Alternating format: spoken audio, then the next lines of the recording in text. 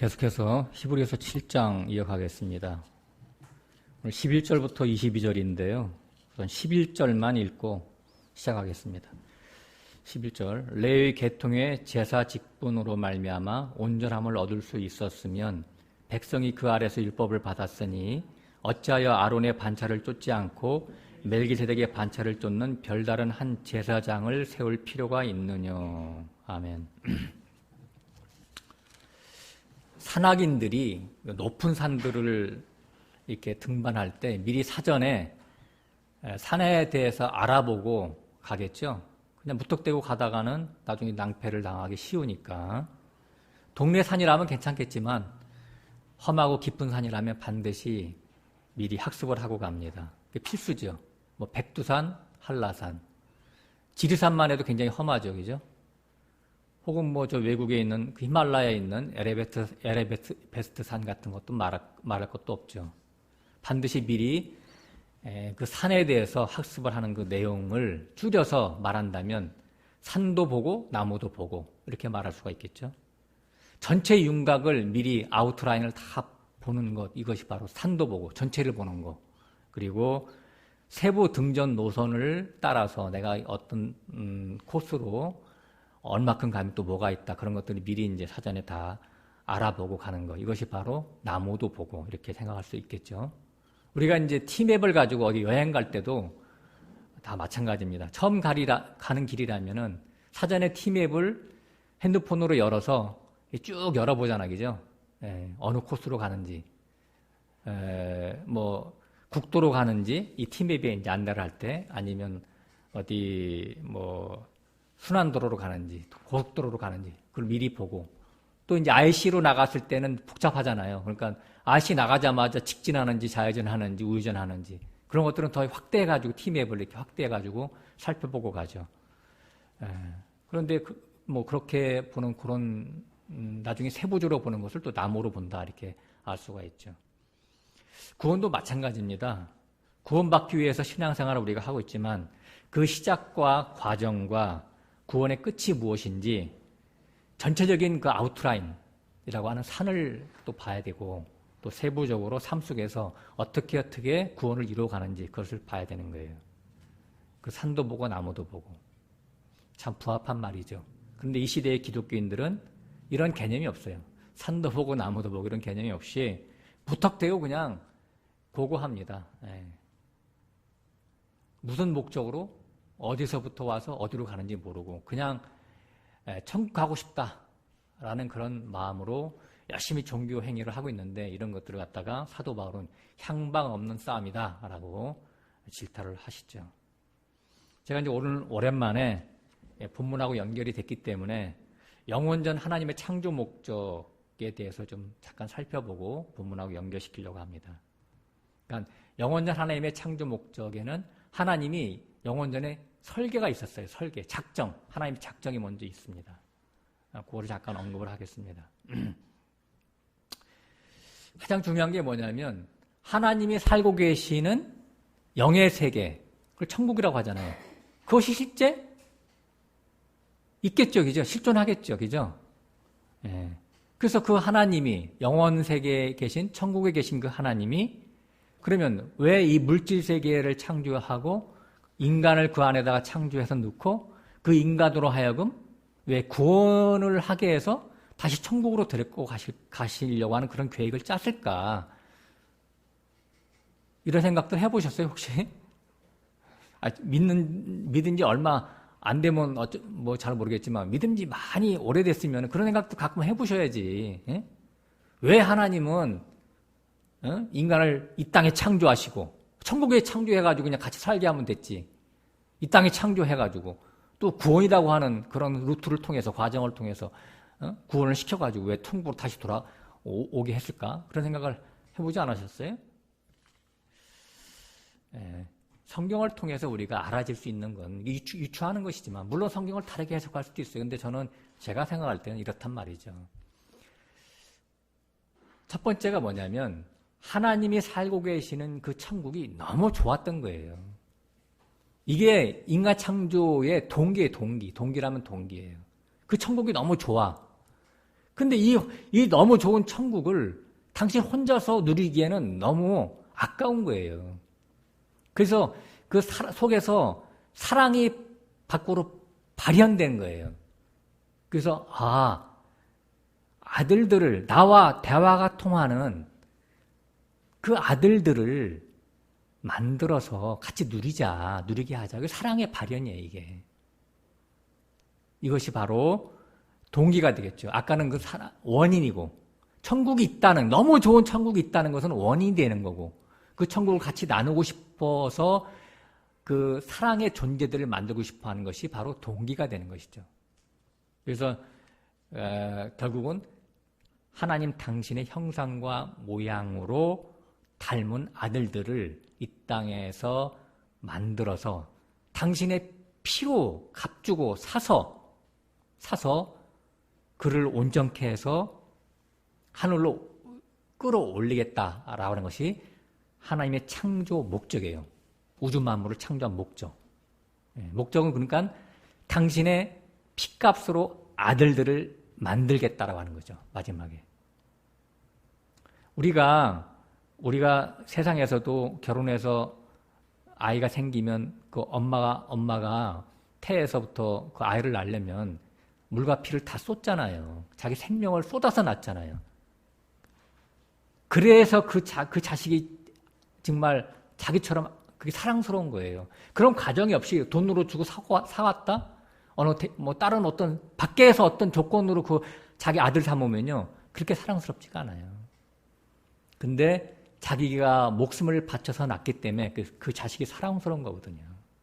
하나님도 그걸 아시기 때문에 우리 인류들에게 그걸 적용시켰고, 당신 자신도 그냥 아들을 삼는 게 아니라 당신의 피값으로 아들을 삼기로 작정하셨던 거예요. 그래서 그런 어떤 창조 목적이 성경에 써 있는데 그것이 바로 에베소서 1장에 나와 있어요. 같이 잠깐 보겠습니다. 에베소서 1장.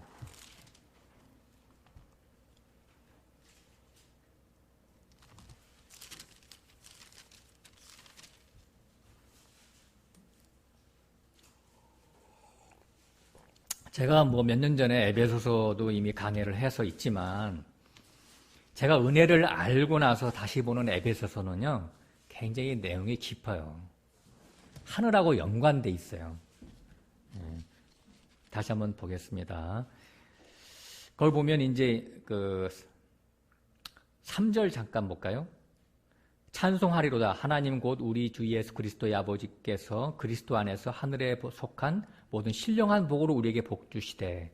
그래서 이제 하나님이 우주 만물을 창조하시고 이 지구에 사람을 창조해서 구원하시려고 하는 그 목적은 뭐냐면, 결국은 뭐냐면 3절 끝에 나와 있는 하늘에 속한 신령한 복을 우리에게 주시려고 한 거예요. 네? 그 신령한 복이 좀 아까 제가 언급했듯이 하나님의 아들 삼는 거고, 그래서 그 아들이 나중에 천국에 와서 천국의 백성이 돼서 하나님과 영원한 누림을 갖게 하려고 하시는 것이죠. 천국의 그 좋음을 같이 나누자. 영생복락하자. 세세토록. 이것이 바로 하늘의 신령한 복을 우리에게 주시려고 하는 거예요. 그런데 이 시대의 거짓 선지자들은 교회에 오면 이 하늘의 복은 그냥 감춰두고 땅의 복을 자꾸 주겠다고, 성공 출세 부귀영화 주겠다고 계속 그걸 주려고 하니까 그 하나님의 종이 아니라 마귀 종이죠, 이미. 예? 사이비 종들이죠. 그렇게 변질됐다는 것을 우리는 이미 알고 있으니까 넘어갑니다. 자, 이제 4절로 가봅니다. 곧 창세전에 그리스도 안에서 우리를 택하사 우리도 사랑 안에서 그 앞에 거룩하고 흠이 없게 하시려고. 지금 이제 칠판에 써놨지만 하늘에 속한 신령한 복을 세 가지로 나눈 거예요. 첫 번째가 뭐냐면 창세전에 예수 그리스도 안에서 우리를 택한 거예요. 예, 이 택하지 않으면 하나님의 복을 받을 수가 없어요. 근데 이 택하심을 받은 자들이 나중에 이제 그 7절 볼까요? 7절. 우리가 그리스도 안에서 그의 은혜의 풍성함을 따라 그의 피로 말미암아 구속고 죄 사함을 받았으니. 그러니까 그의 피로, 예수 그리스도의 피로 다시 거듭나게 되는 과정이 이제 우리에게 있어지는 것이죠. 근데 여기서 중요한 게 이제 포인트가 뭐냐면 4절에도 나왔죠. 그리스도 안에서 우리를 택하사 그랬어요. 나를 택하사 그랬으면 참 좋은데 우리를 택하사 그랬단 말이에요. 이게 무슨 말이냐면 하나님은 우리를 구원할 때 관심이 뭐냐면 하나님 아들을 위해서 창조했거든요. 우리가 오늘 공부하지 않겠지만 골로새서 1장 16절 이하에 보면요. 우주 만물이 그러니까 우리 각자를 창조하고 구원하는 목적이 뭐냐면 물론 거기는 만물이라고 표현됐지만 예수 그리스도를 위해서 창조하는 거예요. 예수 그리스도를 위해서. 그래 예수 그리스도의 나라예요. 그러니까 사랑의 아들의 나라라고 하는 거예요. 그게. 그러니까 여기서 말하는 우리라고 하는 것은 예수님의 몸된 교회를 구원하는 걸 얘기하는 것이죠. 그러니까 내가 단지 내가 구원받았어 그런 것이 아니라 우리 전체 속에서 나라고 하는 걸 우리가 아셔야 돼요. 우리 전체 속에. 그러니까 사실 구원받으면 그때부터 우리가 바뀌어지는 성령 받은 사람들은 틀려져요. 내가 나의 구원을 위해서 내가 이제 구원받은 나는 나를 위해서 사는 존재가 아니라 이제 하나님과 예수 그리스도 교회를 위해서 사는 존재가 됐다라는 걸 알게 된다니까요. 그래서 점점 자기 자신의 것은 점점 포기하고 점점 하나님의 것을 위해서 살아가는 존재로 바뀌어진다라고 하는 거예요. 전체 속에 다. 왜냐하면 우리도 보면 세상에서도 보면 집에 자녀들이 쭉 있잖아요. 1, 2, 3, 4 이렇게 쭉 있잖아요. 요새 뭐 둘만 낳지만 옛날 보면 뭐 4명도 낳고 그렇잖아요. 그럼 보면 그 중에서 누가 가장 철이 들어요? 장자가 철들잖아요. 장자가 가장 부모님을 많이 생각하고 가정을 많이 생각해. 그러다 보니까 장자가 포괄적이고 폭도 넓고 그리고 포용력도 있고 그러다 보니까 그 장자들이 사회에 나가서도 그렇게 해서 인간 됨됨이가 그러니까 가장 성공하지. 장자들의 성공률이 굉장히 많아요. 왜냐하면 어디 가서 인정받으니까 많은 걸 생각하니까요. 넓게 가정을 생각하니까 우리 아버지 어머니 효도. 반면에 막내는 효심이 있어요 없어요? 집에 게 몰라 막내들은. 그런 게 차이가 있다니까요. 그러니까 우리가 구원받은 자는 맏아들의 영을 아들의 영을 받으니까 예수 그리스도의 영을 받으니까 하나님을 생각하는 게 굉장히 많죠. 똑같아. 그 영을 받았기 때문에. 그래서 교회를 생각하고 산다라고 하는 것이죠. 자, 이제 아까 두 번째는 뭐냐면 두 번째 신령한 복은 아들 되게 하는 거예요. 그 아들 되게 하는 거 잠깐 우리 아까 7절에 살펴봤죠. 그의 피로 구속함을 받아서 아들 되게 한다라고 하는 거예요. 아들 되게 하는 것은 5절에 나와 있어요. 그 기쁘신 뜻대로 우리를 예정하사 예수 그리스도로 말미암아 자기의 아들들이 되게 하셨으니. 자, 이제 세 번째 복은 6절에 나와 있어요. 신령한 복 6절에 이는 그의 사랑하시는 자 안에서 우리에게 거저 주시는 바 그의 은혜의 영광을 찬미하게 하려는 것이라. 예. 은혜로 우리에게 주신 그 복된 신분, 하나님의 아들됨, 그것을 그 영광이란 말이에요. 영광된 존재. 그걸 하나님께 찬양하는 거예요. 은혜의 영광을 이렇게 표현했는데 영광이라는 게 뭐냐면 자 보세요. 우리가 가문의 영광 그러잖아요. 우리가 이제 보통 하다가 공부를 잘했어 얘가. 그래서 서울대 갔어. 그러면 뭐라 그래요? 너 가문의 영광이야. 실제 대한민국에 태어나서 서울대 가면 가문의 영광 아닌가요? 그렇잖아, 그죠? 또 뭐 그렇잖아. 서울대는 안 나와서도 공부 잘해가지고 나중에 판검사 됐어. 아니면 뭐 의사 됐어. 또 뭐 국회의원 됐어. 장관 됐어. 그러면 가문의 영광이잖아요. 영광이라는 건 뭐예요? 사람들이 칭송과 박수갈채를 받잖아요. 저 집에 쟤 어디 학교 나왔어? S대 나왔어. 쟤 지금 뭐 검사래, 장관이래, 변호사래. 그러면 어떻게 돼요? 막 사람들이 막 시선을 막 끌잖아요. 그 영광이잖아, 그죠? 스포트라이트를 받는 거. 지금 이게 은혜로 그 영광을 취하게 됐단 말이에요. 은혜로. 내가 노력해서 된 게 아니라 은혜로. 그러니까 은혜의 영광이란 말이에요.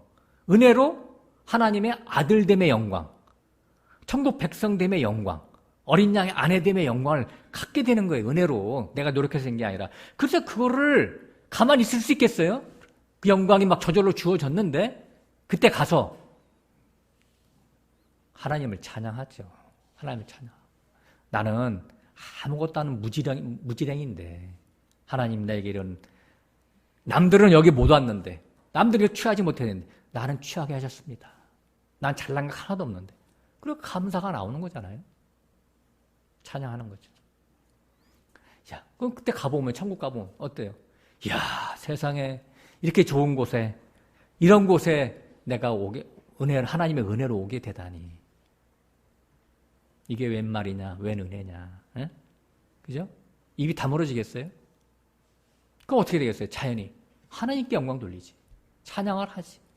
나의 존재됨에 대해서 이런 존재로 영원한 곳에서 천국에 살게 된 거, 그걸 찬양하는 거예요. 근데 자기 의가 있어서 거기 천국에 갔다. 갈 수도 없지만 만약 간다고 칩시다. 그럼 찬양이 손색이 되겠죠. 그죠? 에? 남들은 막 찬양하는데 저놈들은 왜 찬양하지? 내가 좀 힘써갖고 여기 왔는데. 그럼 찬양이 하나님의 나라가 빛을 발하게 되겠죠. 그러니까 처음부터 커트 당하는 거예요. 처음부터 커트 당하는 거예요. 거기는 은혜의 나라이기 때문에 이거 잘 아셔야 돼. 자, 9절 한번 볼까요? 그 뜻의 비밀을 우리에게 알리셨으니 곧 기쁘심을 따라 그리스도 안에서 때가 찬 경륜을 위하여 예정하신 것이다. 그러니까 이 묵시 속에서 하나님이 이 예정이 이제 역사 밖으로 나오면 옛 언약과 새 언약으로 나오는, 오늘 제목에도 써 있지만, 그래서 이 세 박자가 운용이 되어서 하나님은 이제 하나님의 구원의 경륜을 펼쳐 가시는 거예요. 그래서 역사 속에서 나오면 하나님이 영원전에 예정했던 하나님의 자기 백성을 때에 따라서 이제 불러내시는 거죠. 그 환경이 다 틀리니까 불러내시는 거죠. 그래서 불러내신 자를 또 의롭다 하시고, 의롭다 하신 자를 혼의 구원을 잘 이루어서 영화롭게 하시는 거죠. 그래서 그것이 로마서 8장 29절 30절에 잘 나와 있어요. 오늘 시간이 없어서 이걸 보지는 않겠지만 거기 보면 30절에 보면 하나님이 미리 정하신 자를 부르시고, 부르신 자를 의롭다 하시고, 의롭다 하신 자를 영화롭게 하셨느니라. 이렇게 써 있습니다. 그러니까 성경이 이렇게 아구리가 맞잖아요. 짝이 맞잖아요. 그죠? 네. 그래서 이렇게 그 하나님은 우리들을 하나님의 경륜 속에서 우리를 구원해 가시는 것이지, 하나님의 시나리오라고 하는 거예요. 무턱대고 하나님이 그냥 막 지나가다가 저놈 제가 열심히 노력하네, 제가 쓸 놈이다, 저놈 내가 구원하겠다. 그러면 그게 하나님의 자녀가 아니기 때문에 애정도 없고 그렇게 하나님이 구원하시지 않는다면, 하나님은 전지전능하신 분이기 때문에 처음부터 다 작정을 하시고 일하신다는 말이죠.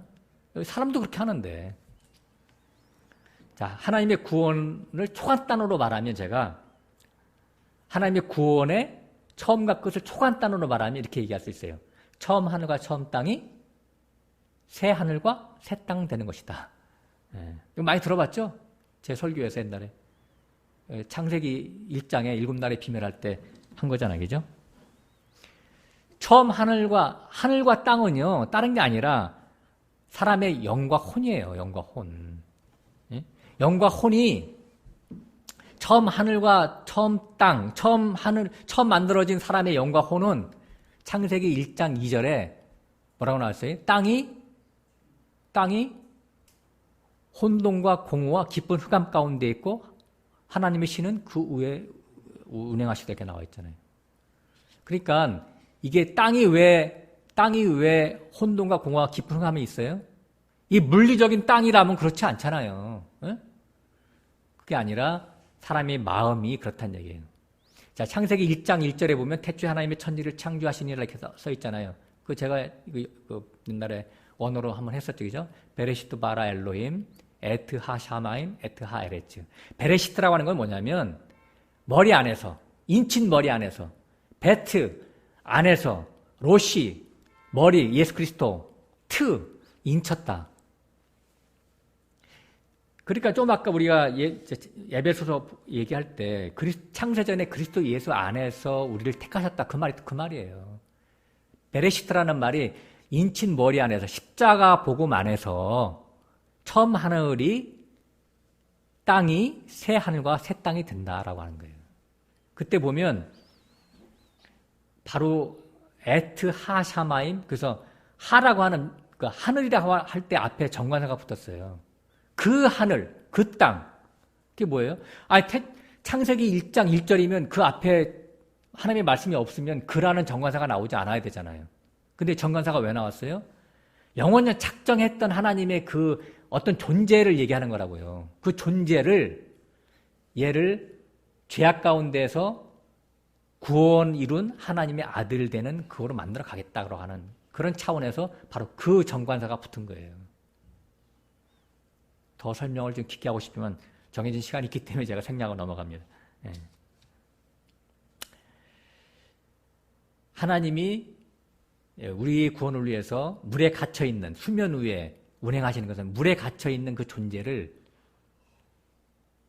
물에서 끄집어내서 다 털어가지고 물기를 털어가지고 정결한 존재로 만들어내는 게 바로 새 땅 되는 거예요. 새 땅. 새 영과 혼을 만들어가는 거예요. 그래서 그 계시록 21장에 가면 하늘에서 그 내려오는 것을 보니까 새하늘과 새 땅이 내려오더라. 사도 요한이 그걸 봤잖아요. 근데 그 새하늘과 새 땅을 보니까 바다는 다시 있지 않더라. 이렇게 이상한 말을 써놨어요. 바다가 하나님이 보실 때 바다가 무슨 원소가 졌어요? 우리는 밖에 가끔씩 바다 가면 얼마나 힐링이 됩니까? 예? 시가 막 저절로 나오잖아요. 예? 그 넓은 수평선을 바라보면 생활 속에서 지쳤던 모든 그 억눌렸던 그 모든 것들이 다 풀어져 나가는 것 같고 한꺼번에 막 다 힐링이 되잖아요. 그 잔잔한 그 막 치는 파도 같은 거 파도 소리 들어보면은 가슴이 뻥 뚫리지 않아요? 그리고 가끔씩 그 우리가 여름 휴가 받으면 바닷가로 가는 이유가 뭐였어요? 얼마나 좋아요 바다가. 자연의 진짜 자연 중에 자연이죠. 근데 왜 새하늘과 새 땅에는 바다가 없다라고 표현해요? 성경에서 말하는 바다는 어떤 의미가 있단 말이에요. 그게 뭐냐면 세상이에요. 세상영, 마귀의 영. 그러니까 구원받은 새 사람은 그 구원받은 새 사람의 정체성은 이 세상 영이 차지하지 못한다는 말이에요. 우리가 이 일반 세상 사람들은 이방인들은 뭐예요? 이 속에 세상 영으로 가득 찼잖아요. 눈만 뜨면 뭐예요? 세상에서 어떻게 하면 성공 출세, 부귀 영화 누릴까? 무병장수할까? 이거 추구하는 거잖아요. 네? 근데 우리 구원받은 사람들은 어때요? 심지어는 자기 목숨까지도 하나님이 때가 돼서 나를 일찍 데려가시려나 보다 병 생기면 그렇게 생각하잖아요. 막 병 일부러 고치려고 막 여기저기 막 쫓아다니지 않잖아요. 물론 가서 이제 뭐 우리 형제님도 뭐 그런 경험이 있지만은 암에 걸렸다 그러면 죽을 병인가 안 죽을 병인가 가서 체크만 하면 되는 거야. 근데 내가 뭐 3기 4기 갔다 그러면 의사가 손대려고 하면 노타치 나는 그냥 좀 살다가 남은 인생 살다가 하나님께 가겠습니다. 그렇게 하지 누가 내 배를 째서 아주 수술 좀 해주세요. 뭐 그렇게 안다라는 사람 없어요. 왜? 갈 곳이 분명히 정해져 있으니까. 일찍 부르심을 받으면 그것도 복이지. 남은 자녀들이 있다면 그것도 하나님이 다 알아서 하실 것이고. 그러니까 이게 바로 바다가 없다는 거예요. 세상의 가치를 발로 받는다는 거지. 욕심이 다 끝났다는 게 아닙니다.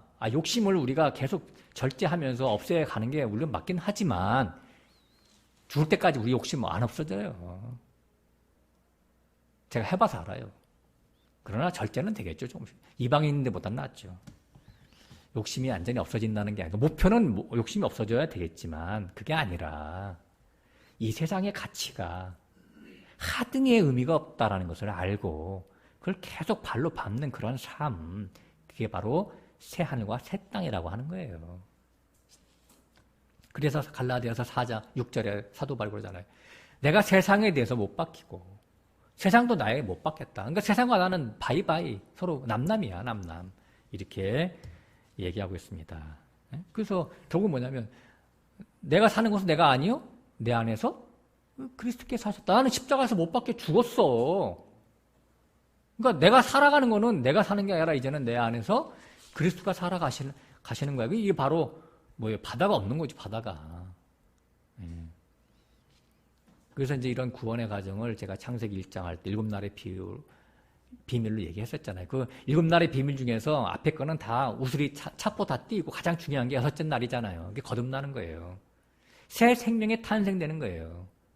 그럼 탄생됐다고 끝납니까? 거기서? 7날까지 가야 되죠. 7째 날까지. 그러면 생육하고 번성하고 땅에 충만하라 그랬잖아요. 그 다스려라. 공중의 새도 다스리고 땅에 기는 것도 다스리고, 그게 뭐예요? 내 마음속에 사부작거리는 옛날에 그 옛사람의 요동치는 육신의 소욕들을 다스려 가려면 성령 충만하라, 그런 뜻이잖아요. 성령 충만하라. 내가 다스릴 수가 없어요. 미안하지만 그분의 성령이 내게 오시지 않으면요, 다 율법으로 하는 거예요. 율법으로 하기 때문에 제가 좀 아까 어떤 교회 얘기했듯이 말씀을 가르치는 목사라도 죽기 전에 자기 아들한테 세습한다니까. 그게 왜? 성령으로 하는 게 아니기 때문에요.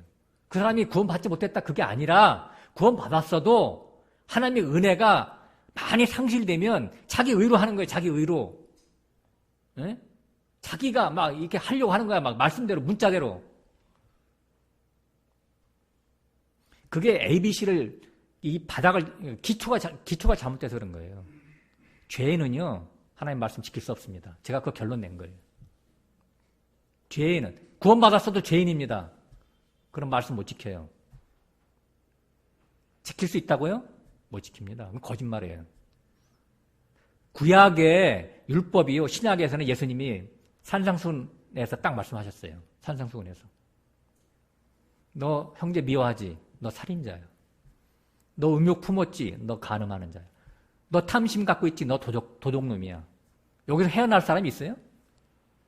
탐심 안 가져요? 안 갖는 날도 있지, 갖는 날도 있죠.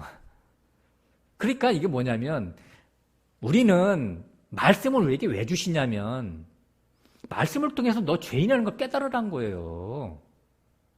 그러면 깨달으면 내가 어떻게, 아유, 하나님, 나 어떡합니까? 이 죄인.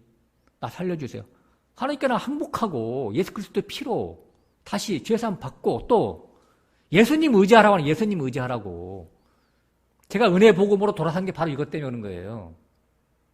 은혜 복음, 은혜가 아니면 우리 살 수가 없다. 은혜가 아니면. 아브라함에게 적용해 봅시다. 예를 들어서 아브라함이 100세의 아들 낳았어요. 거듭나는 걸 상징하자는 거죠. 내 안에서 진리가 잉태됐으니까. 그러면 이걸 끝납니까? 계속 성장해야 되잖아요. 그 성장시키죠. 나중에 모리아산까지 갑니다. 이삭을 바친다는 건 뭐냐면 내 자신이 죽는 거예요. 내 자신이 죽어지는 거예요. 예? 자신을 십자가에서 죽는 걸 얘기하는 거예요. 그래서 성경에 보면 누구든지 내 제자가 되려면 부모나 처자나 형제나 심지어는 자기 목숨까지 버려야 내 제자가 된다. 이거거든요. 자기 목숨까지 버리는 데까지. 그러니까 성경에서는 뭘 얘기하냐면 너 거듭났어? 그럼 좀 더 성장해야 돼. 어디까지 성장해야 되냐? 순교하는 데까지 가야 돼. 하나님 이걸 요구하신다니까요. 순교하는 데까지. 그래서 계시록 14장에 가면 하나님의 말씀과 예수 그리스도의 증거로 목뱀을 받은 자들이 하나님을 찬양하는 거예요. 그것도 다 내가 하는 게 아니라 그분이 성령에 와서 나를 간섭하시면 하는 거예요. 간섭하시면. 간섭하시지 하나님이. 가만 놔두겠어요 자기 새끼를? 가만히 편안하게 못 있다니까 우리는. 계속해서 문제를 막 집어넣어 우리한테 문제를. 좀 편안하려면 문제 집어넣어. 왜? 너 거기서 만족하면 안 돼. 하나님 붙잡으라고. 네? 자꾸 이 세상 붙잡으면요 만족함이 없어요. 그리고 거기서 끝납니까 아브라함이? 가장 놀라운 거예요. 모리아 사건 이후에, 모리아 사건이 창세기 22장이잖아요. 창세기 25장에 가면요 어떤 일이 벌어지는지 아세요? 아브라함한테. 그 25장까지 가는 사이에 어떤 일이 벌어지냐면 아브라함의 아내 사라가 죽습니다. 죽은 다음에 어떻게 되냐면 아니 아브라함이 후처를 얻는다니까. 구두라. 아니 이게 말이 되는 소리냐고요 이게. 아브라함이 옛날에 야 너 사라를 통해서 너 아들 낳을 거야 그러니까 아브라함이 뭐라 했어요? 내 아내도 경수가 끊어지고 나도 남성으로서의 남성이 다 끝났는데 힘이 없는데 힘이 없다는 건 뭐냐면 성행위가 안 된다는 얘기잖아요. 쉽게 얘기해서. 근데 내가 어떻게 아들 낳습니까? 비웃었잖아. 근데 이 사람이 한참 시간이 흐른 다음에 또 아니 후처를 얻어? 구두라라고 하는 그러니까 이게 지금 실제 얘기예요? 아니면 비유예요? 비유지. 성경은 비유지. 영적인 비유, 구속사에 대한 비유라니까요. 액면대로 읽어보면 큰일 나, 이거 성경을. 어떤 건 실제 역사가 일어나고, 어떤 건 안 일어날 수 있어요. 이걸 짜맞추면 안 돼. 비스무리해, 어떤 거는. 그러니까 항상 우리는 성경은 비유다. 비유 아닌 것도 물론 있어요. 액면대로 나오는 것도 있어요. 이제 예를 들어서 뭐 고린도전서 7장 가면 너 이혼하지 말라, 뭐 그런 거 있잖아요. 너 이혼하라, 뭐 그런 거 있잖아요. 그런 거 다 비유가 아니고 실제적인 우리 삶 속에서 일어나는 일을 사도 바울이 직설적으로 써버린 거예요, 그거는. 그걸 갖다 또 다른 해석하면 큰일 나. 비유가 아닌 것도 비유로 해석하면 큰일 나, 그거는. 잘 봐야 돼. 자, 그건 뭐냐면, 아브라함이 자기 그 후처인 구두라를 얻었다는 건 뭐냐면, 아브라함이 일곱째 날 사람이 돼서, 주의 사자가 돼서, 주의 군사가 돼서, 복음을 전하는 걸 얘기하는 거예요. 복음을 전할 때 어떻게 해요? 죄인들을 전하는 거잖아요. 죄인들한테. 그게 자기 아내 삼는 거잖아요. 예? 그게 구두라야, 후처, 구두라. 그래가지고 아들 낳잖아요. 아들 낳는다는 게 뭐예요? 죄인들이니까 처음 아들 낳으면 다 뭐예요? 죄 아들들만 낳지. 그러니까 거기 나오면 블레셋, 뭐 아무리 그런 아들만 낳는 거야. 그 25장에 보면. 좋은 아들 안 낳고.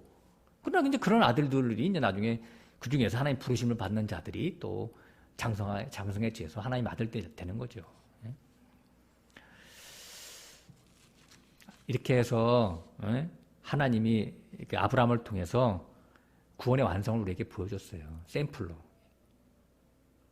그래서 아브라함이 나중에 결국 뭐냐면 6째 날에서 7째 날까지 가는 것도 이거 혼의 구원인데 내가 결심하고 결단해서 하는 게 아니에요. 이건 그러면 그게 율법이 되는 거예요. 내가 하는 거는.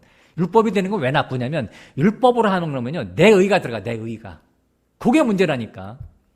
좋아. 다 좋은데, 하는 건 좋은데, 내 의가 나오니까 문제야, 내가 하면은. 하나님은 내 의가 나오면 인정하지 않아요.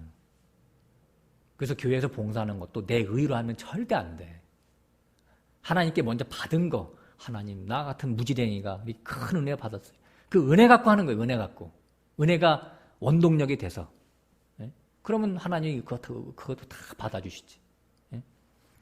하나님이 그래서 나를 간섭해서 혼의 구원도 이루어지게 하시는 것이지. 그런 걸 아셔야 돼요. 내가 하는 게 아니야, 혼의 구원도. 내가 하면요, 그러니까 지금 그러죠. 11조 내. 그렇게 뭐 거기도 즐기라고 하는데 11조 내야 돼. 주일 성수? 안 오면 막 박살난다니까. 다음부터 오지도 마 이렇게 했네, 거기는. 아니, 주일날 당연히 교회 오는 게 맞지요. 일주일에 우리 한 번 오는데 그것도 안 와? 근데 안 올 수도 있지. 안 온다고 해서 그걸 막 패는 것도 문제고 안 패니까 또 안 오는 것도 문제야. 은혜를 알면 안 올 수가 없어. 은혜를 알면. 왜? 말씀을 들어야 되는데 동영상으로 들어? 이런, 아유, 참. 그거는 은혜를 모르는 거지. 아직도 양다리 걸친 거지, 세상과 내가. 자, 히브리서 오늘 본문 말씀, 히브리서 7장으로 한번 가보겠습니다.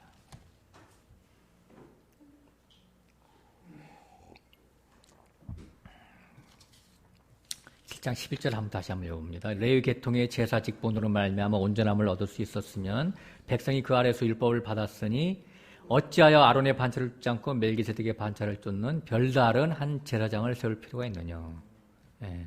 그러니까 이런 어떤 내가 여태까지 얘기했던 이런 여러 가지 하나님의 사람 구원을 위해서 영원전에 하나님의 작정을 하셨고 역사 속에서 이제 옛 언약과 새 언약이라고 하는 세 파트로 일하시는 거예요. 실제적으로는 이제 세 파트지만 우리가 눈으로 볼 때는 두 파트죠. 옛 언약과 새 언약이죠. 이 모든 것들, 하나님의 이런 것들을 경륜이라고 그래요. 경륜. 하나님의 역사 속에서 일하시는 것, 때마다 일하시는 것, 때에 맞게. 이걸 경륜이라고 그래요. 근데 제가 이 경륜이라는 말이 아주 오묘한 말인데 헬라어로는요, 청지기가 되다 그런 말도 있어요. 그러니까 제가 옛날 에베소서 그 강의할 때는요, 하나님의 경륜이 바로 청지기 사명이다. 지금도 제가 좀 살펴봤지만 결국은 하나님이 아브라함을 어디까지 끌고 가요? 7째 날에 하나님의 청지기까지 끌고 가잖아요.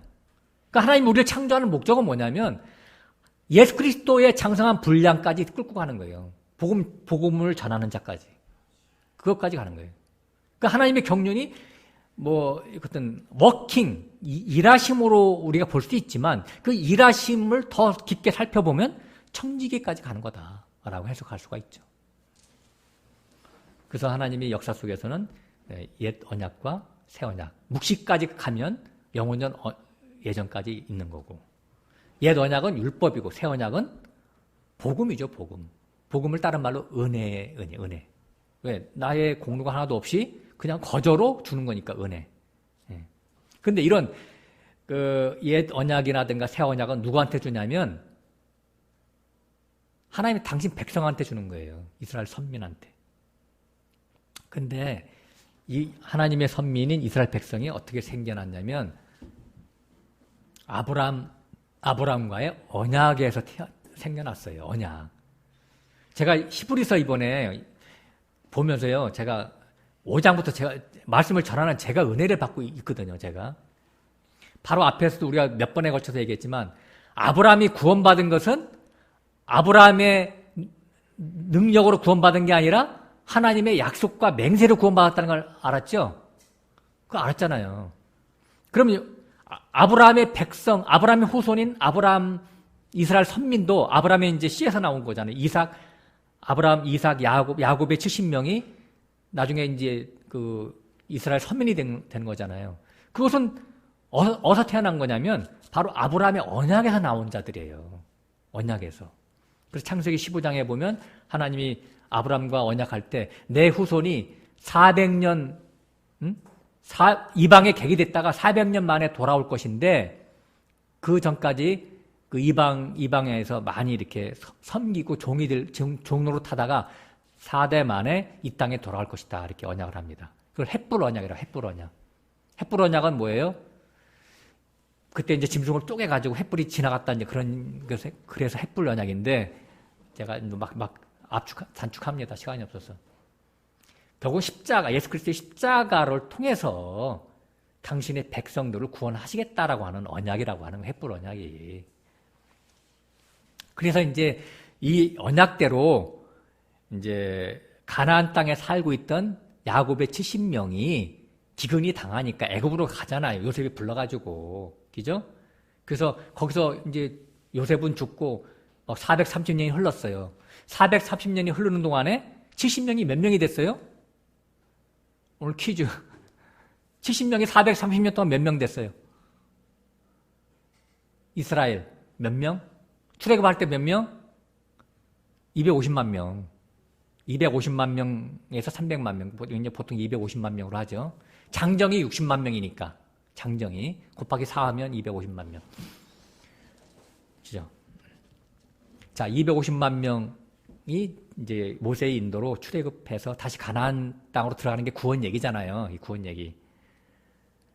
그러니까 다시 중요한 게 뭐냐면 하나님의 선민 이스라엘은 하나님의 언약으로 탄생됐다는 얘기죠. 언약으로 탄생됐고 언약으로 탄생된 요 백성들을 하나님이 구원으로 이끌어 가시는 거죠. 가나안 땅으로. 네. 이게 바로 하나님의 자기 백성이에요. 자기 백성. 그래서 이 이스라엘 백성들에게만 시내산에 가서 율법을 줬듯이 신약에 와서는 하나님이 잃어버린 어린 양을 구원하러 예수님이 오셨고 또 복음의 제사장들을 보내는 것도 하나님이 자기 백성한테만 보내는데 이 자기 백성은 영원전에 언약 때문에 결성된 하나님과의 관계 때문에 아들 됐기 때문에 그를 구원해 가는 것 뿐이지 하나님이 지나가다가 저놈 될 만한 싹이 있는 놈이네 그래가지고 구원을 받으면 그 구원받은 사람이 나중에 천국 갔을 때 나는 구원받을 만한 싹이 있어 자질이 있기 때문에 하나님이 날 구원했어 그러면 그 구원받은 사람이 감사가 있을까요 없을까요? 감사가 많이 애누리가 되겠죠. 나는 남들보다는 난 구원받을 만한 나는 어떤 자질이 있었어 잠재력이 있었어 그렇게 자기도 알 거 아니에요. 그렇다면 구원받은 이유가 그러니까 그런 놈들은 하나님이 구원시킬 수가 없으니까 처음부터 하나님의 예정으로 구원시키는 거예요. 그래서 그렇게 예정으로 구원받은 자가 구원받아 놓으면 나중에 뭐예요? 자기가 유구무원이야 유구무원. 자기 의를 내세울 게 하나도 없잖아. 그러니까 은혜로만 구원받았으니까 하나님을 찬양할 수밖에 없지. 이게 바로 하나님의 작정이라니까. 그러니까 하나님의 전능성이지 이게. 요걸 제가 몰랐다고 옛날에. 요걸 알아가지고 이걸 좀 전하려고 했더니 부작용이 많이 생기네. 부작용이. 어쩔 수 없죠 뭐. 부작용이 있어. 구더기가 생겨도 매주는 담근다. 왜? 장을 만들어야 되니까. 장을. 간장, 된장, 고추장을 만들어야 되니까. 할 수 없어요. 중요한 거 하나만 더 얘기할게요. 가나안에서, 자, 이스라엘 백성들이, 자, 야곱의 식구가 가나안 땅에 살고 있었어요. 가나안 땅에. 근데 요 가나안 땅에 있는 70명을 애굽으로 보내서 430년 후에 이제 250만이 만들어져가지고 광야를 거쳐서 다시 가나안 땅으로 가잖아요. 근데 저는 항상 옛날에 생각할 때 왜 하나님은 가나안에 살던 야곱 식구들을 다시 애굽으로 보내가지고 다시 가나안으로 끌어올까? 그 생각을 내가 했었거든 옛날에. 근데 답을 찾았어요. 왜 처음부터 애굽에 살다가 거기서 그냥 애굽에 종살이 하다가 그냥 이렇게 거기서 호딘 노역 속에 살던 사람들을 불러내는 게 아니라 가나안에 살던 사람을 애굽으로 돌려보내서 시간이 지난 다음에 거기서 끌어낼까? 다시 가나안으로 갈까? 이런 생각을 했는데 제가 요거를 영적으로 보니까 영원전 예정으로 보니까 이게 실마리가 다 잡히는 거예요. 뭐냐면 가나안이라고 하는 것은 영원이야, 영원. 창세전이야, 창세전. 창세전 하나님의 언약을 얘기했다. 하나님의 예정을 얘기하는 거죠. 영원전. 그래서 이 땅에 태어나는 것은 세상에 태어나잖아요, 우리가 보통. 그래서 애굽에서 태어나는 거예요. 애굽에서 태어나서 세상살이를 하다가 때가 되면 다시 천국으로 불러내는 거잖아요. 자, 가나안에서 영원전 하나님의 예정으로 살던 어떤 존재를 우리가 예정받았어. 그거 가나안이야. 다시 본향으로 데리고 가는 거예요. 이 세상에 살던 자를 본향으로. 영원전에 있던 존재를 이 세상에서 태어나서 살게 하다가 영원 후로 끌고 가는 거예요. 이해가 되시겠어요? 가나안에서 다시 세상에 살다가 다시 가나안으로. 영원에서 영원으로. 천국에서 천국으로. 이렇게 되는 거라니까.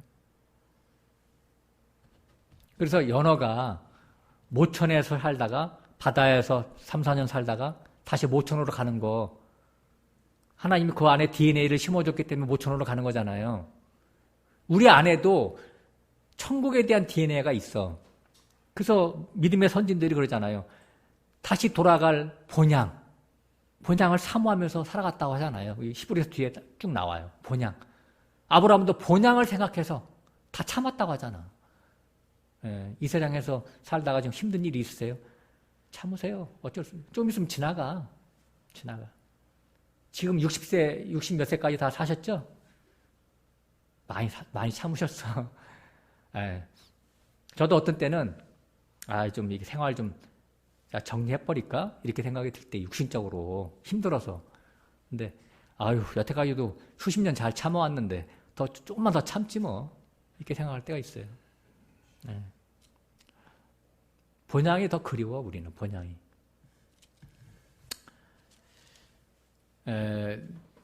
이 본향에 대해서 좀 더 제가 부연 설명을 해드리면, 창세기 9장에 보면 노아가 이제 방주에서 나와가지고 하나님이 노아와 언약을 합니다. 어떤 언약을 하냐면, 노아가 나오자마자 정결한 짐승을 잡아서 번제를 드려요. 그러니까 하나님이 노아와 언약을 하는데, 다시는 이 세상에 무심판을 하지 않겠다. 그런 언약을 하죠. 그래서 무지개 언약을 해요. 그게 뭐냐면, 무지개 언약이 이제 그 무지개가 뭐냐면 예수 그리스도잖아요. 예수 그리스도 상징하는 것인데, 그러니까 다시는 무심판을 하지 않는다는 것이 하나님이 우리에게 주신 언약이에요.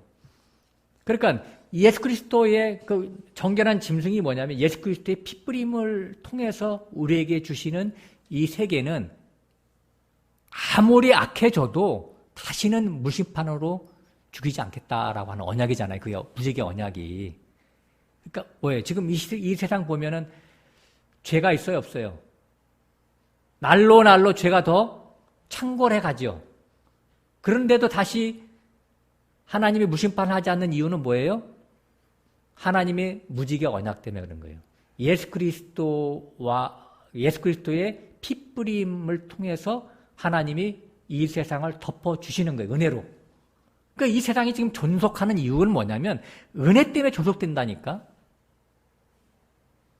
그러니까 그 이유는 뭐냐면 하나님이 구원 얻을 자들을 아직 지금도 진행하고 계시기 때문에 그런 거예요. 그러니까 사실은 이방인들은요, 우리 구원받은 사람들 때문에 사는 거예요. 그 사람들이. 네? 그래서 야곱하고도 옛날에 볼 때 복의 근원이 된다. 아브라함도 마찬가지고 복의 근원이 된다. 만민이 너를 통해서 구원받는다. 복을 얻을 것이다 그랬죠. 그러니까 이방인들은 그걸 알까 모를까 아는지 모르겠어. 모르고 살지. 그러니까 하나님도 안 믿고 살죠. 네? 햇빛도 주시고 비도 주시고 공기도 주는데 돈 주고 사 먹나요, 걔네들이 지금? 네. 그렇지 않은데 사는데 멸망하지도 않고 사는데 네. 코로나가 이렇게 막 창궐해서 막 그러는데도 젊은이들은 그냥 술집이 이렇게 잘 되더라고요. 뉴스 보니까 술집에. 아휴, 나 진짜. 자, 보세요. 저 옛날에 직장 다닐 때요. 회식하러 가잖아요. 그러면 세상에. 야, 이런 지옥도 따로 있나? 근데 그렇게 거기에 가면 사람들이 좋아해. 그 사람들은. 나는 싫은데. 막 두드러기 나는데 나는. 그때 믿음도 별로 없는데도 그렇게 싫더라고, 거기가. 근데 특히 이제 크리스마스 때 같은 데 가면 크리스마스가 좋다고 그 사람들은 술집에 가잖아요. 막 카베라 아니 안 가고 저기 클럽 같은 데 가면 막 미쳤어. 사람들이 다 미쳤어. 근데 야, 세상에 여기가 지옥이지 다른 지옥이 따로 없다. 술 한잔 먹고 막 사람들이 이성이 없어가지고 막 난리치고 붕붕 떠가면서 막 노래 부르는데 지금 코로나가 그런 것 같아 보니까 20, 30대 막 거기 가가지고 병 걸리는 것도 상관없어. 내일 죽어도 오늘 춤춘다. 오늘 술 한잔 먹겠다. 이게 바로 그 사람들 정신인 것 같아. 이게 다 세상령이에요. 세상령. 이 무지개 언약을 했는데 무지개가 이렇게 걸쳐 있잖아요. 그죠? 비 올 때 보면.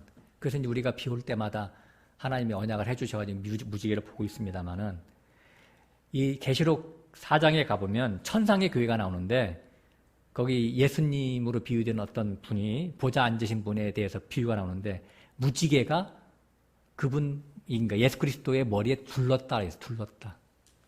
무지개가 걸쳤다가 아니라 둘렀다. 뭐예요? 구원이 끝났다.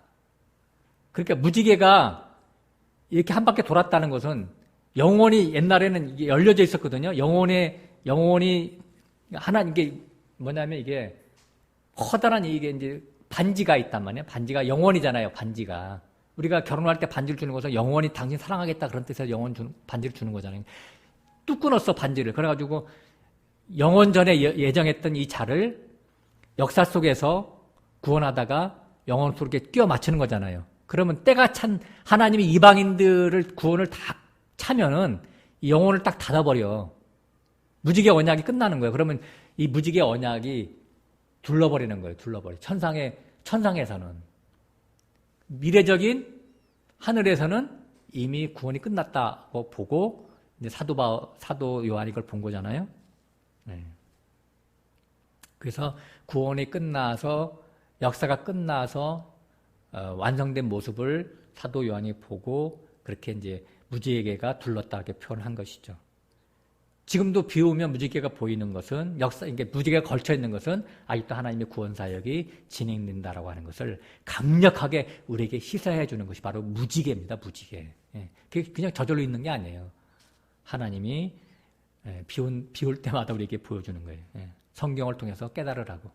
나중에 구원이 완성되면 어떻게 돼요? 이 세상은 불바다가 되겠죠. 예.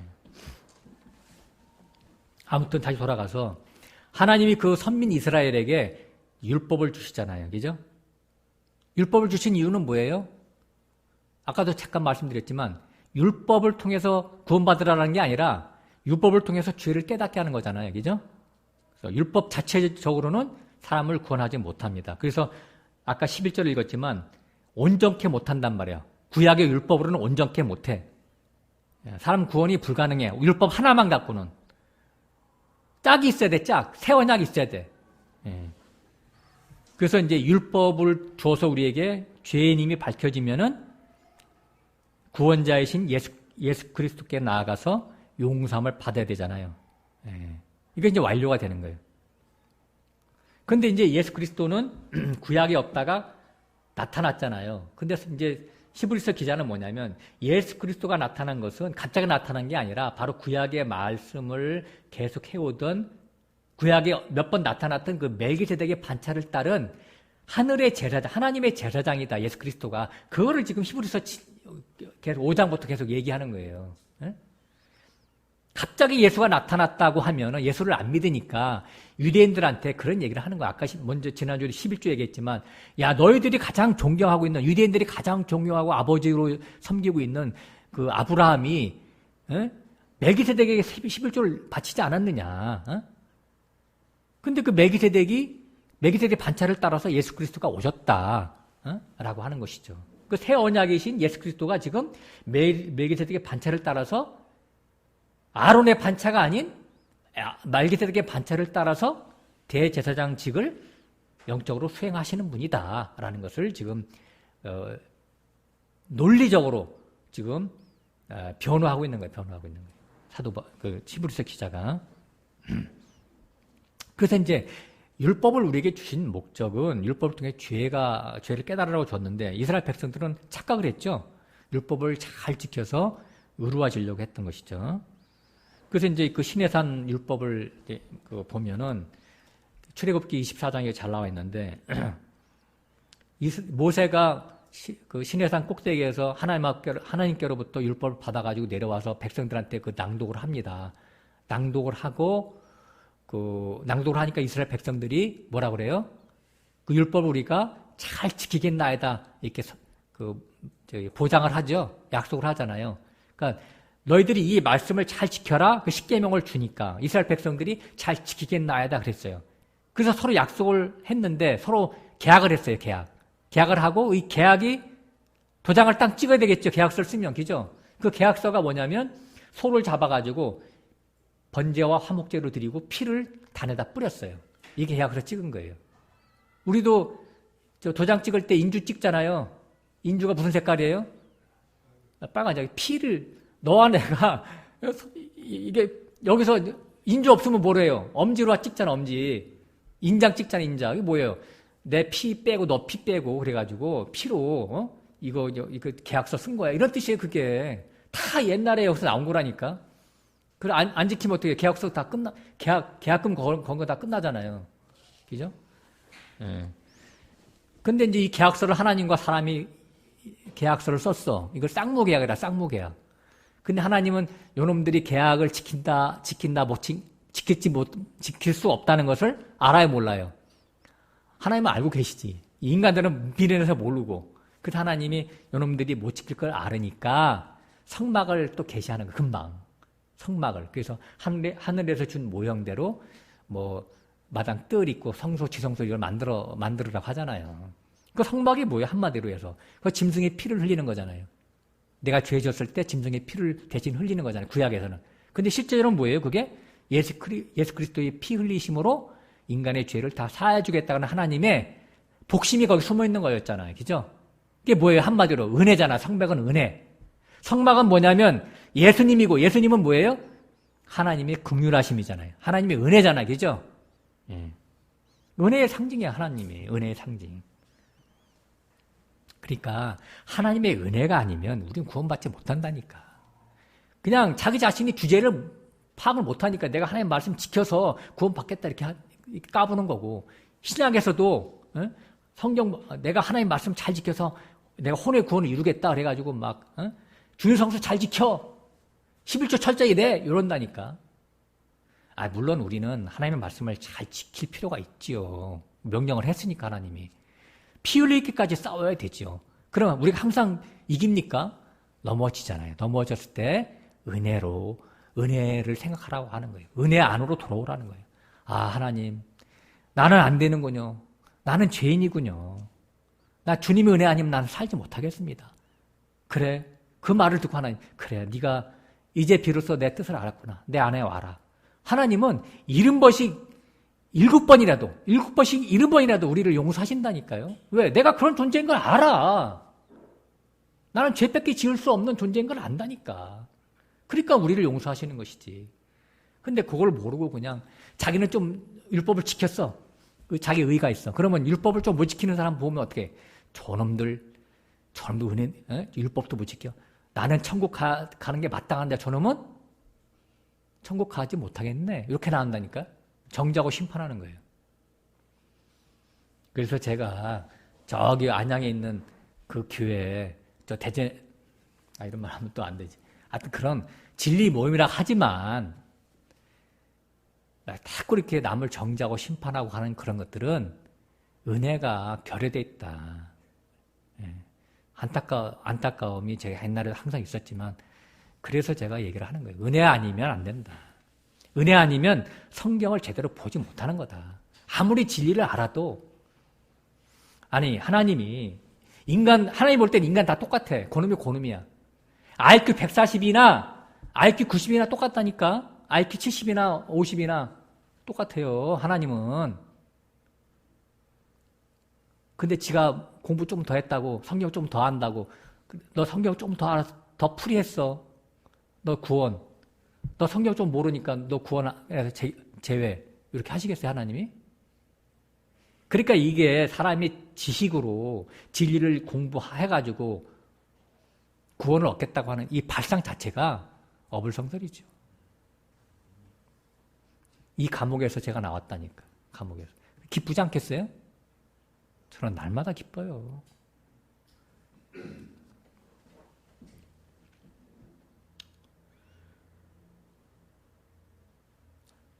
아무튼 이스라엘 백성들은 율법의 본래 하나님의 의도를 모르고, 나중에는 이 제사 지내는 게요, 매너리즘에 빠졌어.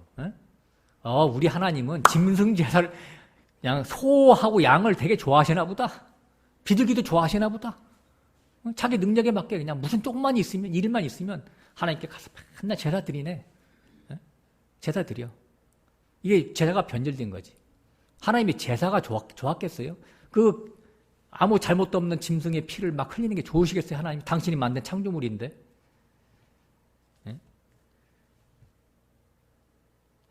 그 짐승이 죽을 때마다 자기가 지은 죄를 생각하고, 하나님, 내가 죽을 죄를 저 짐승이 대신 죽습니다. 하나님 용서해 주세요. 그렇게 해서 하나님 용서를 바라고 하나님 은혜로 삽니다라고 돌아가야지 그 제사의 본래 의미가 살아나는 것인데. 자, 이제 이런 것들이 오래되면 어떻게 되냐면, 자, 진짜 자기가 양심 있는 놈이면 자기가 죽어야 되는데 짐승이 죽었어. 또 다음번에 또 그랬어. 그럼 이 짐승, 자기가 바친 이 짐승이, 이 재물값이 재산이 아까운 게 아니라 뭐가 생각이 나야 되냐면, 나는 인간인데, 인간이 죽어야 되는데 저 짐승이 죽으면 이게 될라나? 이런 생각이 들어야 될 거 아니에요. 그죠? 왜? 이 값어치가 틀리잖아. 인간의 값어치와 짐승의 값어치가. 등가의 법칙이 안 맞잖아요. 그러면 저 짐승이 죽음으로써 내 죄를 대신 해주겠다고 하신 하나님의 은혜가 감사할 뿐이죠. 그죠? 감사하지. 감사로 가야 되죠. 감사로. 근데 요 놈이 나중에 습관화돼가지고 짐승이 재산으로 보이니까 아깝네. 이거 드릴까 말까 이렇게 되는 거예요. 그러니까 나중에 그냥 다 변질돼 버리는 거야. 그래서 짐승을 많이 드리면 하나님이 기뻐하신다. 나는 하나님 앞에 많이 헌금했어. 충성무사 많이 했어. 이렇게 가버리는 거예요. 그게 나중에 매너리즘에 빠져버리면 큰일 나는 거예요. 그게. 11조도 그러는 거예요. 11조도. 11조도 그런, 지난주에 그랬죠. 11조의 진짜 의미가 뭐예요? 신앙 고백이라고 그랬잖아요. 내가 하나님의 은혜로 삽니다라는 신앙 고백이잖아. 죄와 허물로 죽었던 나 자신을 하나님의 예수 그리스도의 피값으로 살려주셨습니다 하는 신앙 고백의 11조라고 그랬지. 그래서 그게 교회 생활 속에서 충성 봉사로도 나타나고, 형제 사랑으로도 나타나고, 연보로도 나타나고, 여러 가지로 나타나는 것이지. 예? 그 11조가 어떻게 돈이겠어요? 그래서 11조도 그렇고 모든 율법은 하나님의 의와 인과 신이란 말이에요. 율법이라고 하는 글 속에 하나님의 의와 인과 신이 감춰져 있어요.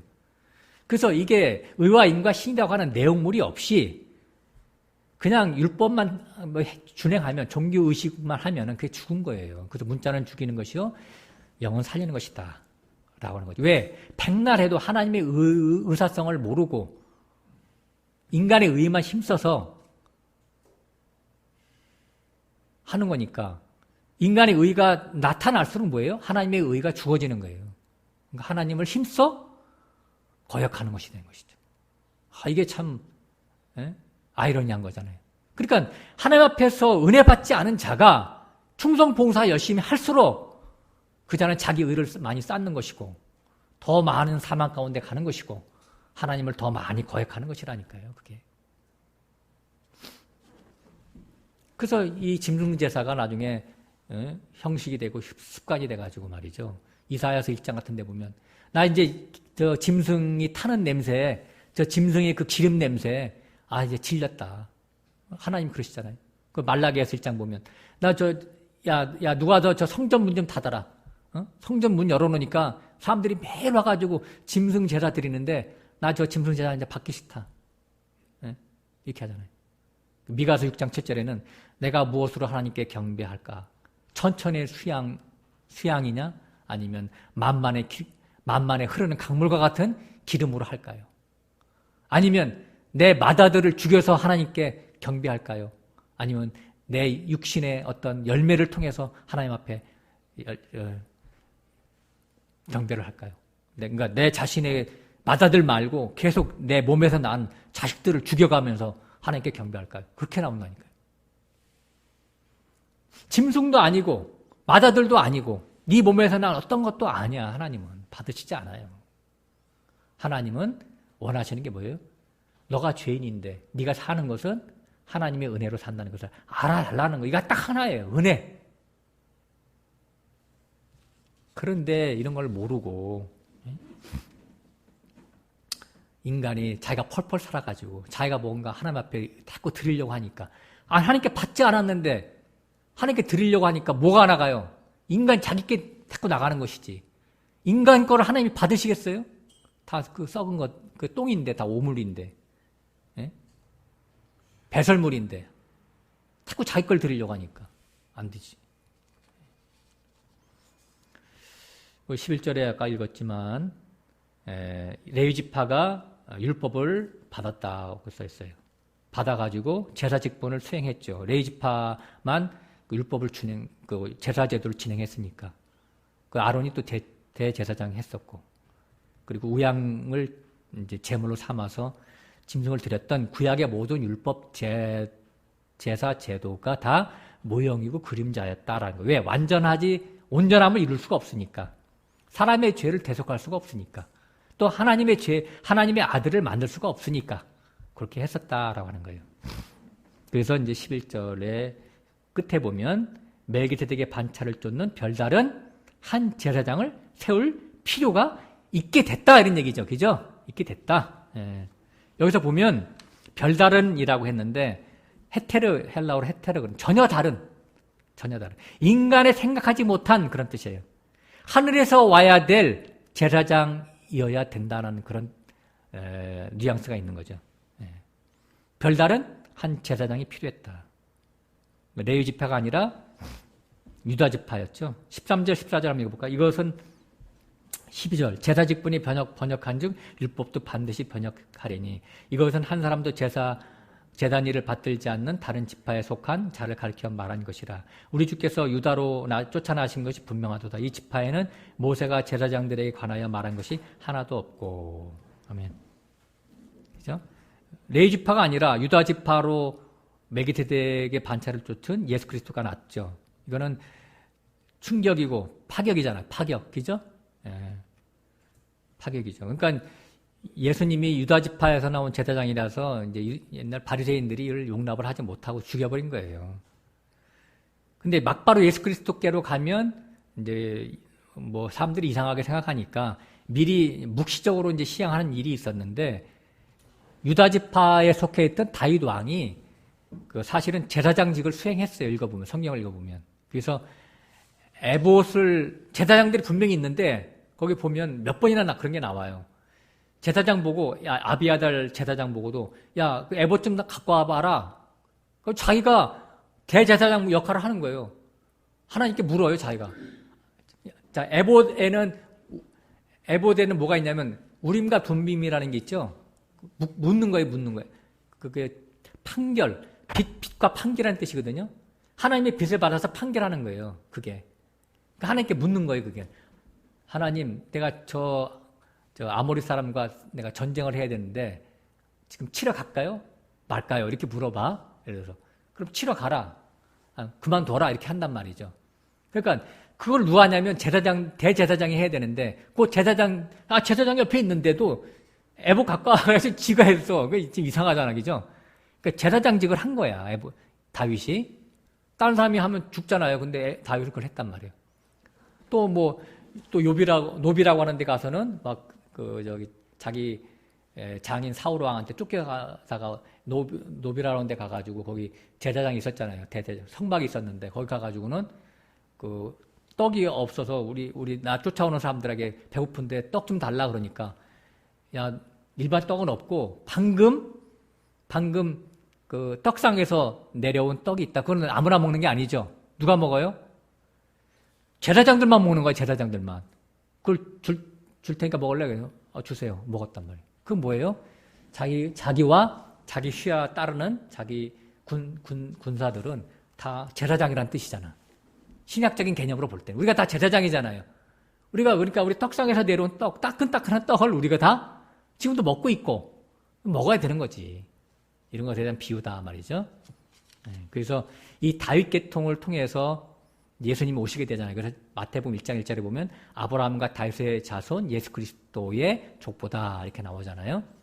근데 실제적으로 다윗의 육적인 혈통을 입고 오는 것 같았지만 다윗의 피를 가졌어요? 안 가졌어요? 혈통적으로 안 가졌잖아요. 그래서 성령으로 잉태했잖아요. 마리아를 통해서. 그래서 이 말을 계시록 22장 16절인가 보면 예수 그리스도는 새벽별인데 다윗의 뿌리요 자손이다 그랬잖아요. 자손이면서도 또 뿌리야 뿌리. 근원이야 근원. 그 영원 전부터 계셨던 분이다 그런 얘기지. 그러니까 성경은 여러 군데 같이 봐야 성경이 풀려지는 것이죠. 자 15절 16절 볼까요? 멜기세덱과 같은 별다른 한 제사장이 일어난 것을 보니 더욱 분명하도다. 그는 육체에 상관된 계명의 법을 쫓지 아니하고 오직 무궁한 생명의 능력을 쫓아댄 것이니. 예. 율법은 육체에 상관된 법이다. 이건 뭐냐면 사람의 것을 깨끗하게 해. 윤리 도덕적인 차원에서 다루는 법이다 말이죠. 그러니까 율법을 갖고 있으면 어떻게 돼요? 도덕적으로 깨끗하게 살려고 하잖아요. 도덕적으로. 그러나 아무리 도덕적으로 깨끗하게 살아도 구원받지 못하죠. 공자님, 노자님, 맹자님 다 구원받았게? 그러면 그건 아니잖아요. 그죠? 그래서 이게 아니라 속사람을 구원시켜야 되는 거니까 멜기세덱의 판차를 따른 제사장이 왔는데 그게 바로 16절 끝에 무궁한 생명의 능력을 쫓아댄 것이다. 그러니까 이분은 예수 그리스도는 자기 안에 무궁한 또 생명의 능력이 있어요. 그래서 생명이기 때문에 생명을 공급하는 것이지. 레위 지파는 속에 생명이 없잖아. 그러니까 아무리 해도 생명이 밖으로 흘러나오지 않아. 근데 예수 그리스도는 속에 생명이 있으니까 우리에게 생명을 공급해서 영생을 우리에게 주시는 것이죠. 자, 율법과 복음이 이제 이게 뭐냐면 이것이 다른 말로는 생명가와 선악과와 생명가로 얘기할 수 있어요. 옛 언약과 새 언약. 이것이 바로 선악과와 생명가다. 그러니까 구약 창세기 2장부터 나와 있는 선악과와 생명과의 실제가 바로 옛 언약과 새 언약이다 말이죠. 그래서 그 선악과와 생명과를 잠깐 설명을 하고 지금 시간이 다 많이 흘렀기 때문에 이걸 다 못하겠네. 이거 다 하면 앞으로 또 1시간 걸릴 것 같으니까 짧게 하고 줄이겠습니다. 오늘 준비를 너무 많이 갖고 해왔네. 자, 선악과를 먹으면 반드시 죽으리라 그랬죠. 그죠? 그랬는데 이 선악과를 보니까 너무나 보암직 먹음직 탐스러우니까 저 먹고 싶다 그런 생각이 들었죠. 근데 이제 안 먹어야 되잖아요. 안 먹어야 되는데 하나님은 얘가 먹어야 되기 때문에 구원 사역으로 볼 때는 얘가 먹고 죄 가운데 빠지는 것이 하나님의 영원전 작정이니까 먹어야 되니까 안 먹으면 안 되니까 옆에 부추기는 어떤 존재를 붙여놓잖아요. 사단을 붙이잖아요. 그러니까 사단을 만든 것도 하나님이고 사단을 붙이는 것도 하나님이야. 그래서 사단이 꼬여서 야 그거 먹으면 너 하나님처럼 눈이 밝아질 거니까 먹어 그랬더니 밝아진다는 말에 불순종이 생겼잖아요. 벌써 죄가 생겼잖아. 죄가 불순종하는 그 마음 자체가 이미 죄 가운데 빠진 거라니까. 따먹은 건 결과고 따먹은 결과야. 그러니까 불순종이 이 마음속에 이미 생긴 것이 사람이 죄인이 된 거예요. 죄인이 된 거. 이 죄인이 된 것을 알게 하기 위해서 선악과를 따먹은 거예요. 결국 보면. 그래서 선악과는 뭐냐면 선악과를 따먹었더니 어떻게 돼요? 눈이 밝아졌잖아. 선악과의 기능이 그거예요. 선악과라는 것은 율법이에요. 율법을 우리가 받으면 눈이 밝아져. 내가 벌거벗은 걸 알게 돼. 자기 자신이 죄가 알게 돼. 이게 율법의 기능이에요. 나는 죄인이네. 나는 죽어야 되네. 이걸 알게 되니까 율법. 그래서 율법을 준 게 그 복이라니까 복. 율법이 없으면 자기 죄인인 걸 알아요, 몰라요? 모르지. 율법이 있기 때문에 우리는 하나님을 믿는 거예요. 그리고 끝까지 하나님 믿어도 끝까지 하나님 믿으면서 가는 거고. 왜? 내 자신이 진짜 허벌나게 못된 놈이라는 걸 율법 통해서 알게 되는 거거든. 자, 그래서 율법을 받았는데 내가 죄인인 걸 깨달았어요. 깨달았으면 하나님께 나아가서 나 용서해 주세요. 나 살려주세요. 그럴 텐데 이 인간이라는 사람들이 하나님께 가지 못하죠. 감히 가지 못하고 어떻게 해요? 자기의 죄를 가리려고 옷을 해입잖아요. 자기 죄 수치를 가리려고. 그죠? 그 옷이 뭐예요? 무화과 나뭇잎이잖아요. 무화과 나뭇잎. 그러니까 죄를 가리려고 옷을 해입는 거예요. 옷을 해입는 거. 옷이라고 하는 것은 뭐냐면 사람들은 자기 자신이 하나님 앞에서 자기 자신을 가리는 게 뭐냐면 여러 가지 의롭다함을 얻으려고 인정받으려고 각종 종교 행위를 하는 거예요. 그리고 또 이게 종교 행위의 옷을 해입어. 또 어떤 걸 갖고 있냐면 직책의 옷. 신분으로 자기 자신을 가려. 그러니까 나 목사님이라는 옷을 해입고 장로님, 권사님, 전도사님 이런 옷을 해입어. 그럼 자기 자신이 하나님께 더 많이 가까이 간 것 같아. 이게 다 신분의 옷을 해입어요. 행위의 옷. 여러 가지 예배라든가 제사를 드립니다. 충성 봉사합니다. 헌금합니다. 구제합니다. 선교하고 봉사합니다. 그러니까 선교하고 전도합니다. 이거 뭐예요? 다 자기 자신이 컴프러치 하는 거야. 자기 자신을 하나님 앞에서. 어떻게 하면 이 죄가 좀 하나씩 둘씩 감해지고 의로워질 수 있을까? 알고 보면 그거예요. 심리적으로 볼 때는. 그러나 이런 것들을 아무리 해도 사람이 의로워질 수 있다 없다? 없다는 얘기죠. 율법의 의의는 그렇다는 얘기예요. 자, 여기서 하나 짚고 넘어갑니다. 자, 충성, 봉사, 구제, 이런 것들이잖아요. 전도하고. 이런 것들이 우리가 지금 하잖아요. 우리도 하잖아요. 그죠? 이게 필요 없다는 게 아니에요. 해야 돼요. 근데 이거 두 가지가 있어요. 하나님께 은혜를 받아서 하는 자가 있고, 은혜를 받지 않았는데 자기 것으로 하는 자가 있어요. 은혜가 뭔지도 모르는데 하는 거는 뭐냐면, 복 달라고. 하나님 복 주세요. 하나님 이거 문제 해결해 주세요. 하나님 나 좀 잘 좀 봐주세요. 이렇게 하는 거라니까. 초등학교 때 청소 당번들이 있잖아요. 끝나면 청소 당번에서 하잖아요. 이렇게죠? 분단별로. 근데 자기 분단이 안 됐는데도 가끔 청소하는 애가 있어. 그럼 왜 그래요? 선생님이 저 뒤에서 지켜보고 있거든. 잘 보이려고. 그럼 쓸데없는 충성봉사하는 거지. 네. 룰대로 하면 되는데. 자기가 은혜 받으면요, 하게 돼 있다니까요. 하지 말라고 해도. 감사해서. 근데 은혜 받은 것도 없는데 하면 자기 의로 하는 거예요. 하나님은 이런 자기 의로 하는 것은 커트합니다. 커트. 너는 필요 없어, 네 거는. 근데 은혜 받아서 하는 것은 하나님, 그래, 고맙다. 감사하다. 나도 감사하다. 네가 많이 컸구나. 이렇게 하죠.